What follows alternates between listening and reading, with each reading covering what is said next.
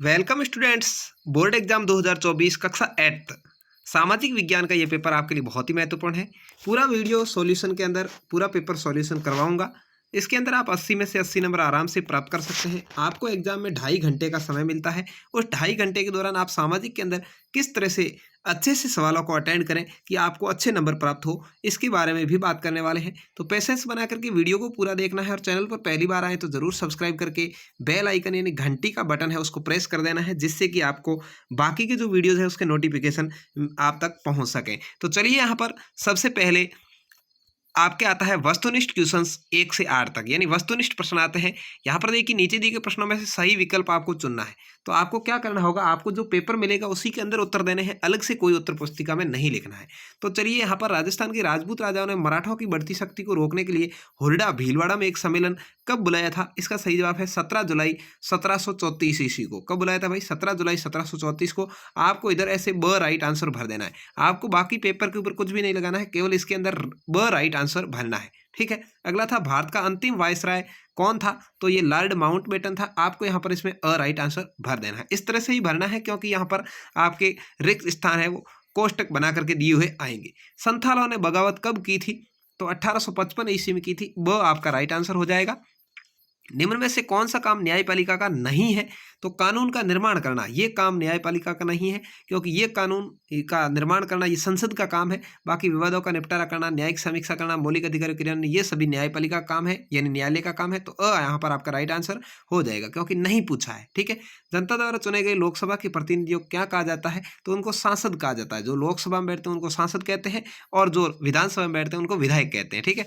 निम्न में से प्राकृतिक संसाधन का उदाहरण है? तो प्राकृतिक संसाधन क्या है भाई? सूती वस्त्र है? नहीं। सड़क है? नहीं। मशीन है? नहीं। मृदा एवं खनिज ये प्राकृतिक संसाधन है। द आपका यहाँ पर राइट आंसर हो जाएगा। अगला है संसाधनों के संबंध में सत्य कथन कौन सा है? तो संसाधन के अंदर संसाधन उपयोगी होते हैं, बिल्कुल सही। संसाधन मूल्यवान होते हैं, ये भी सही है। संसाधन आवश्यकताओं को संतुष्ट करते हैं, सभी सही है।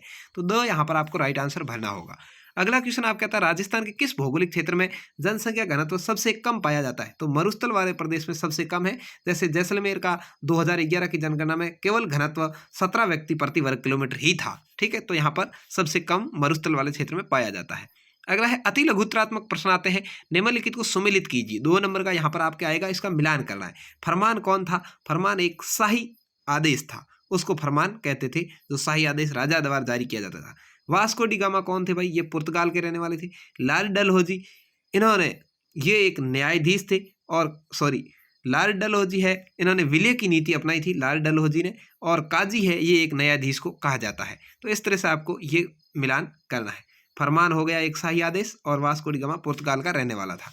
इस तरह से आपको मिलाना। अगला है हाँ या ना में उत्तर देना है। देखिए, भारत सरकार के अधीन मानव संसाधन मंत्रालय की स्थापना 1985 में की गई। हाँ बिल्कुल सही है, हाँ या ना में देना था। जनसंख्या का आयु लिंग संगठन का आलेखनीय निरूपण जनसंख्या पिरामिड कहलाता है, ये भी हाँ है। किसी देश के लोग महत्वपूर्ण संसाधन होते हैं, बिल्कुल हाँ है। विश्व की सबसे अधिक जनसंख्या यूरोप महाद्वीप में निवास करती है, नहीं, क्योंकि यहाँ पर सबसे ज़्यादा है वो एशिया महाद्वीप में निवास करती है, इसलिए ये नहीं हो जाएगा, ना हो जाएगा। इस तरह से आपको 2 नंबर का ये क्वेश्चन मिलेगा। उसके बाद में आया है लोगों को शोषण से बचाने के लिए सरकार क्या करती है? तो बाजार में जगह जगह लोगों को शोषण से बचाने की संभावना होती है, मतलब शोषण करने की संभावना होती है। वह चाहे मजदूर हो, उपभोक्ता हो या उत्पादन को, लोगों से शोषण से बचाने के लिए कुछ कानून बनाती है, और कानून के जरिए सरकार बात की कोशिश करती है, बचाव की कोशिश करती है। अगला है स्वीप कार्यक्रम क्या है? इसके 2 उद्देश्य लिखने हैं। तो ये कार्यक्रम जिसमें मतदाता और नागरिकों को निर्वाचकों और निर्वाचन के द्वारा प्रचलित जो संचालित बहुमुखी स्वीप कार्यक्रम है, इसके अंदर मतदाताओं को मतलब जागरूक किया जाता है।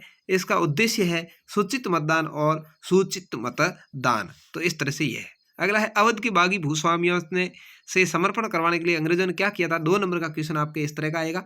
अवध के बागी भूस्वामियों से समर्पण करवाने के लिए अंग्रेजों ने वफादार जो थे उनके लिए इनाम की घोषणा की, और जो लोग ब्रिटिश राज का स्वामी भक्त मान लेगा उसे अपनी जमीन के उपभोग करने की स्वतंत्रता होगी, ये बात कही थी।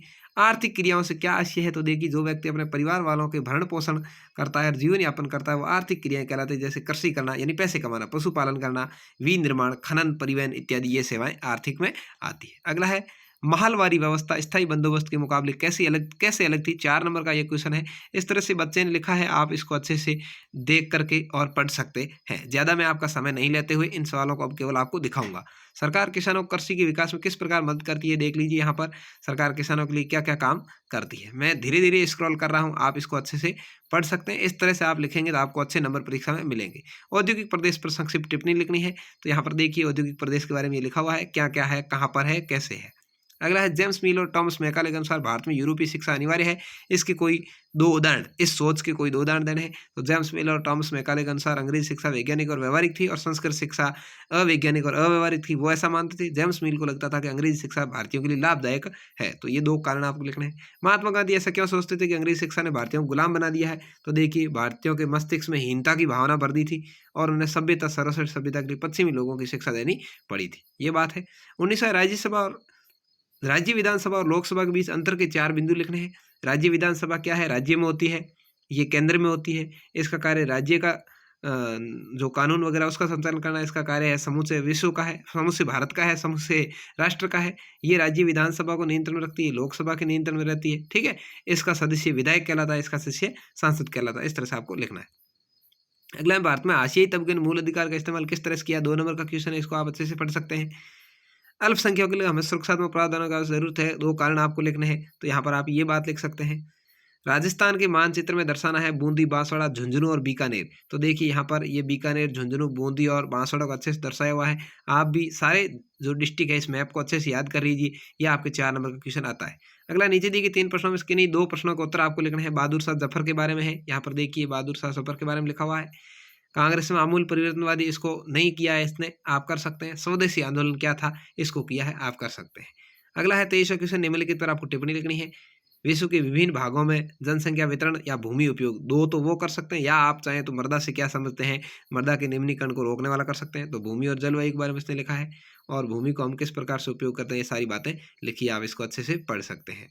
उसके बाद में निरंकुशता क्या है, संविधान में इसका क्या हल होना चाहिए, धर्मनिरपेक्षता से आप क्या समझते हैं, अस्पृश्यता उन्मूलन क्यों आवश्यक है। तो धर्मनिरपेक्षता के बारे में लिखा है, आप इसको अच्छे से पढ़ करके लिख सकते हैं। उसके बाद 25वां और अंतिम क्वेश्चन है, दिए गए 3 प्रश्नों में इसके नहीं 2 को उत्तर देना है। राजस्थान राज्य भारत का एक प्रमुख पर्यटन राज्य है, क्यों। पैदल यात्री के लिए सड़क के कोई 4 नियम बताने हैं आपके ग्राम में। स्वच्छ भारत मिशन, तो यहाँ पर देखिए ये स्वच्छता और जो यातायात है इससे संबंधित 8 नंबर का सवाल आपके 100% आता है, तो इसको आप याद कर लीजिए और ये आपके लिए बहुत ही महत्वपूर्ण है। यहाँ पर देखिए ये पैदल यात्री वाला लिखा है और स्वच्छ भारत मिशन का लिखा है। तो इस तरह से ये था आपका पेपर। कैसा लगा कमेंट करके जरूर बताएं, और अच्छा लगा तो वीडियो को लाइक और शेयर करें अपने दोस्तों तक, और चैनल को जरूर सब्सक्राइब करें। जो जो अपनी माँ यानी माँ पापा से प्यार करता है वो चैनल को जरूर सब्सक्राइब करेगा। धन्यवाद। जय हिंद, वंदे मातरम।